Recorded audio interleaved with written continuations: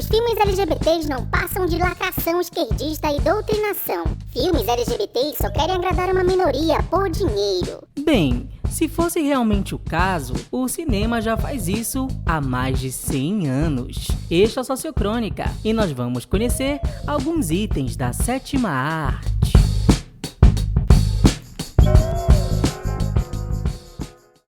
Nos primórdios do cinema, curtas-metragens de 10 minutos serviam às vezes como episódios de uma série, ou como parte de um show de variedades, sendo exibidos em teatros, com apresentações ao vivo, ou sendo exibidos em cinemas menores, os famosos Nickelodeons. Como tudo engatinhava, não era raro encontrar os mais variados tipos de filmes, abordando os mais incríveis tipos de temas. E foi nesse período que saiu Áudio Mineiro, lá em 1912.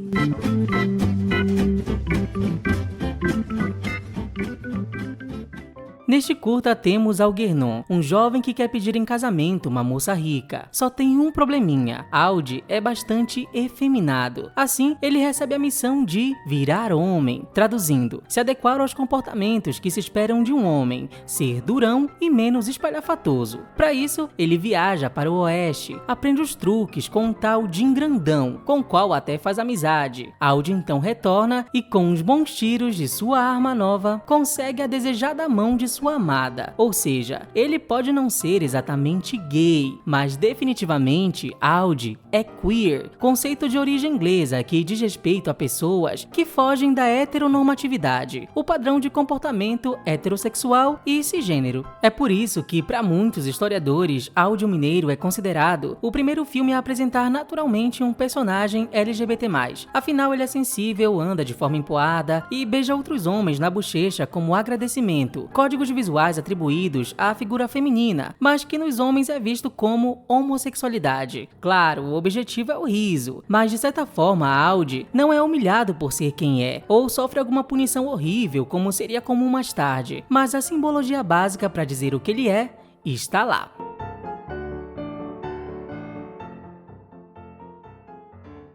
O curioso é que o curta foi um sucesso. Enquanto geralmente os curtas-metragens ficavam até 6 meses em exibição no cinema, há registros de que Áudio Mineiro ficou por mais de 2 anos em exibição após sua estreia. E vale ressaltar que quem produziu e dirigiu o filme foi nada menos que a francesa Alice Guy Blanchet, simplesmente a primeira cineasta do mundo. Nesse período, Alice estava vivendo em Nova York, no leste dos Estados Unidos, onde o cenário feminista e LGBT+, já estava bem avançado para o início do século XX. Ou seja, quando Audi precisa ir para o oeste, Alice indiretamente está nos contando como andavam os homens daquela época.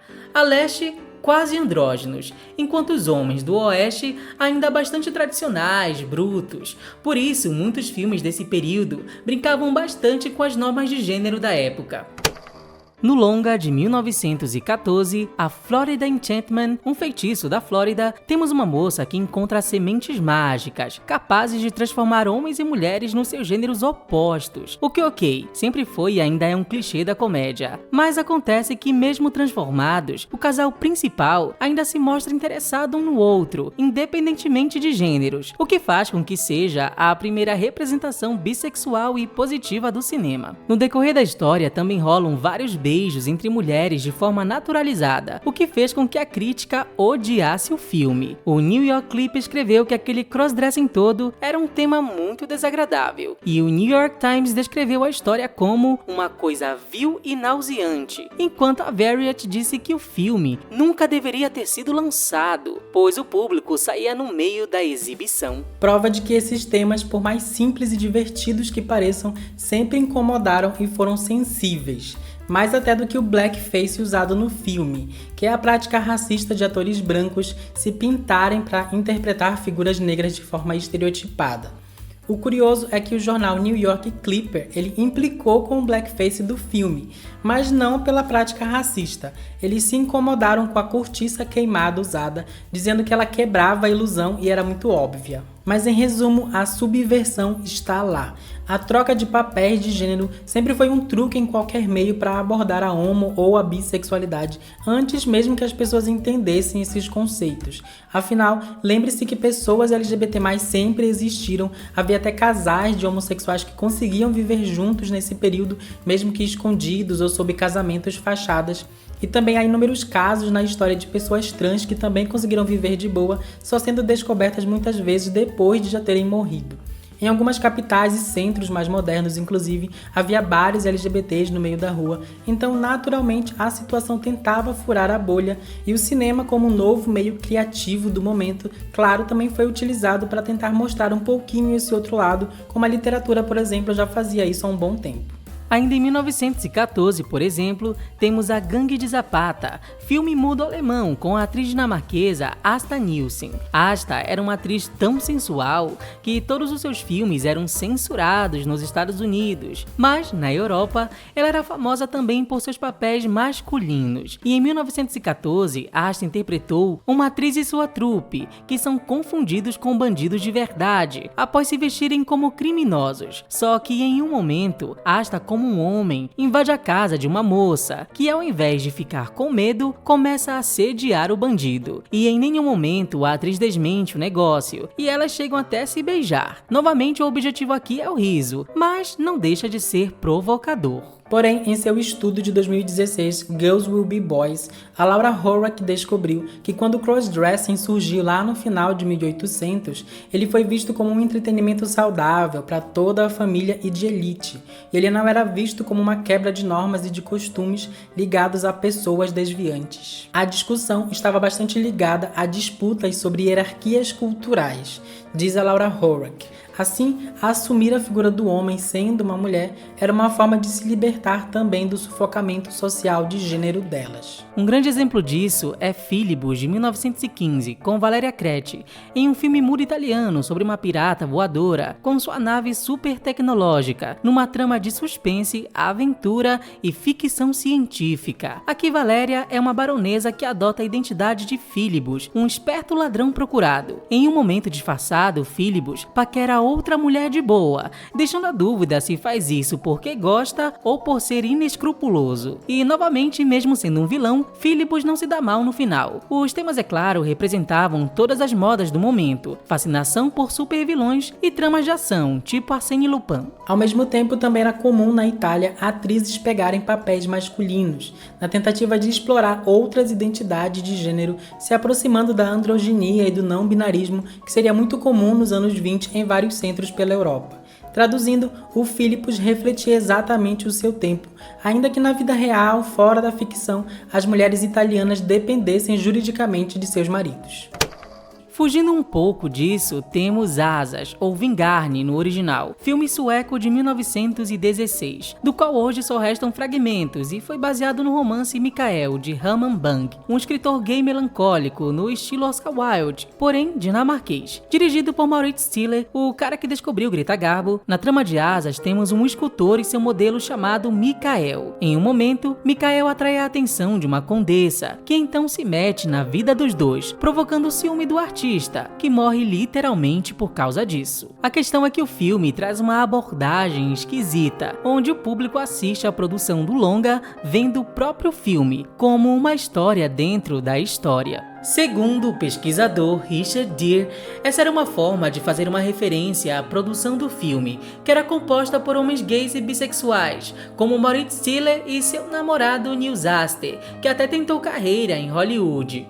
Óbvio que ninguém do público fazia ideia dessas implicações, o que pode até ter prejudicado a percepção do filme na época. Tudo isso, porém, fez com que depois Asas fosse considerado o primeiro filme realmente gay da história. Nada é explícito, contudo. O filme não deixa claro se a relação do escultor com o modelo é romântica, sexual ou só platônica, mas é certo que os ciúmes não é meramente por Mikael ser seu modelo. Lembrando que 20 anos antes desse filme, o escritor Oscar Wilde tinha acabado de chocar a Europa após ser preso em 1895, justamente por conta de atos homossexuais. Assim, o tema se tornou mais delicado do que já seria, por motivos óbvios. Agora, se Maurits Stiller preferiu uma linguagem mais discreta, o mesmo não se pode dizer de Não Quero Ser um Homem, filme mudo alemão de 1918. Aqui temos Ossie, uma jovem rica, pouco feminina, que gosta de jogos, diversão, bebedeiras e cigarro. Ao ser forçada por um tutor a agir diferente, ela rapidamente prefere se vestir de homem e sair porta fora assim, o que já dissemos era comum no período. A grande reviravolta é que num momento, Ossie de homem tenta roubar a namorada desse tutor, já que ela anda bastante paquerada pelas mulheres. O plano dá errado, e Ossie acaba virando amiga desse tutor. Os dois então ficam muito bêbados e começam a se divertir, até o momento em que a coisa vira uma paquera escancarada, e eles trocam vários selinhos no meio da festa. E quando voltam pra casa de carruagem, ainda se beijam no meio da rua, e sim, sem que o tutor saiba que Ossie é mulher. Claro que no final sempre há grande revelação e os dois ficam juntos do mesmo jeito. E como uma forma de estabelecer a ordem natural das coisas, Ossie proclama a frase "Não quero ser um homem", porque pra ela é muito cansativo. Mas a impressão que fica é que no fundo todo mundo é meio bissexual e ninguém liga pra aparência de alguém que se gosta. Em nenhum momento o tutor fica com raiva pela descoberta. Eles até se reencontram, já sóbrios, e o interesse entre eles permanece. Não conte a ninguém sobre nossa aventura, pede o mais velho. O que até pode parecer à frente de seu tempo, quando na verdade a Alemanha passava por esse período de reconhecimento de outras identidades sexuais. Em 1898, por exemplo, ou seja, 20 anos antes desse filme, o médico Magnus Hirschfeld conseguiu reunir 6.000 assinaturas de alemães proeminentes da década para tentar derrubar numa petição o parágrafo 175, que previa a prisão de pessoas homossexuais. Esse projeto até foi apoiado, embora por uma minoria, pelo Partido Social Democrata deles. Sim, tudo isso lá no século XIX. E o Magnus também tinha vários grupos de ativismo com gays e até lésbicas, que exigiam direitos e eram contra perseguições homofóbicas. Ele também tinha uma teoria do terceiro sexo, onde ele incluía pessoas trans, e ele foi o cara que popularizou o termo travestis.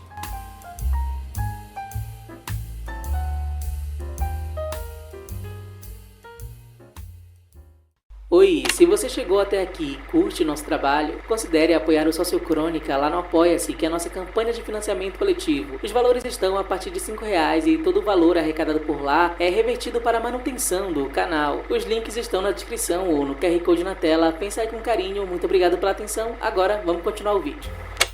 Em 1919, tem-se a existência de Yankee Doodle em Berlim, filme estadunidense que se passa na Europa, sobre um capitão americano que derrota alemães após se passar por uma mulher que flerta e seduz outros homens, inclusive levando-os à morte, apenas com uma dança oriental. Detalhe que a personagem em questão foi interpretada por uma drag queen de verdade, o artista dinamarquês Bothwell Brown, uma das drag queens mais polêmicas desta época, por adotar uma performance sensual em seus shows, às vezes com poucas roupas. Brown era uma figura bastante feminina, segundo relatos, e vira quase uma Mata-Hari drag queen no filme, que ainda conta com várias piadinhas de duplo sentido bem ousadas. E também foi no ano de 1919 que saiu o único filme explícita e assumidamente pró-LGBT desta lista, e o mais conhecido deles, Diferente dos Outros. A história foi dirigida e escrita por Richard Oswald, com ajuda e financiamento de Magnus Hirschfeld, o médico ativista gay que até aparece no filme. É o primeiro filme a apresentar uma visão simpática a favor dos homossexuais, e com mensagens diretas anti-homofobia e até transfobia, e também contra leis de criminalidade anti-LGBT. Também é nesse filme que temos a primeira cena de uma festa drag queen com gays e lésbicas dançando. Na trama temos Conrad Veidt como um violinista que acaba num relacionamento com seu aluno de música. Num passeio de mãos dadas, porém, eles são vistos e o músico passa a ser chantageado. Esta prática, inclusive, era justamente aquilo que os grupos ativistas de Magnus Hirschfeld tentavam combater, a chantagem de homossexuais. O filme chega até a abordar terapias de conversão, e quando os parentes dos personagens não sabem lidar com a sexualidade deles, eles são levados ao doutor, que é justamente feito pelo Magnus Hirschfeld, que então explica tudo de forma bem didática. Você não deve condenar seu filho porque ele é homossexual. Ele não tem culpa de sua orientação. Na verdade, nem deveria ser crime. Na verdade, não é nem mesmo uma doença, apenas uma variação comum a toda a natureza. Sim, é uma propaganda bem direta. E no final do filme, alguém ainda arrisca o parágrafo 175. Nem é preciso dizer que esse filme foi extremamente polêmico e fez com que meses após o seu lançamento fossem instauradas leis de censura cinematográfica em algumas cidades e cópias foram destruídas, porque, segundo grupos conservadores, a história podia confundir os jovens e, diferente dos outros, passou a ser exibido somente em institutos científicos. Quando os nazistas assumiram o poder, este foi um dos primeiros filmes que eles tentaram eliminar. E teriam conseguido se não fosse uma bendita cópia fragmentada num dos países para onde o longa foi exportado. Já Magnus Hirschfeld teve seu instituto saqueado e seus livros queimados, perdendo-se assim décadas de pesquisas sobre a sexualidade humana.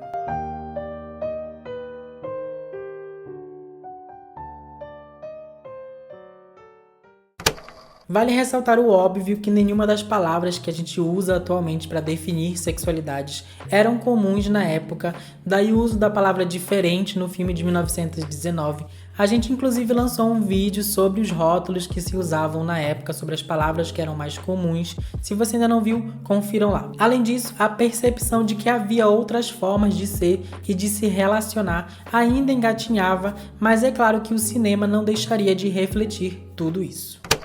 A questão é que, com o tempo, Hollywood em especial fez o mundo crer que as lutas LGBTs surgiram em Nova York, depois da revolta de Stonewall em 1969, induzindo milhões a crerem que pessoas LGBT+, só pipocaram recentemente, e ignorando toda uma história de pluralidade de comportamento humano e social.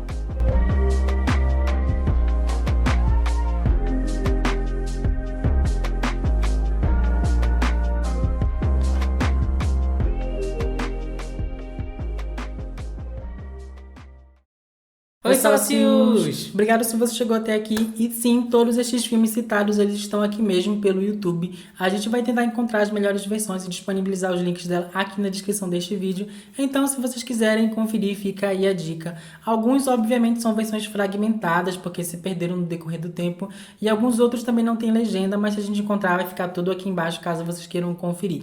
A gente já tem conteúdos sobre cinema LGBT. Vamos tentar também montar uma playlist para ficar tudo mais organizadinho. Tem alguns vídeos antigos lá do começo do canal e a gente percebeu que falar por décadas talvez fosse melhor. Então talvez daqui a um próximo mês a gente faça uns filmes LGBTs dos anos 20. Se vocês gostarem da ideia, digam aí pra gente. É isso aí, sócios. Muito obrigado pela companhia de vocês. Aqui vai um abração bem forte para a galera que apoia o canal, para os apoiadores, para os nossos membros, para a galera que fortalece com o nosso Pix aqui do Sociocrônica e para você que curte, compartilha e está aqui fazendo companhia, fortalecendo o Sociocrônica e fazendo tudo isso ser possível. Muito obrigado mesmo e até o próximo conteúdo. Tchau!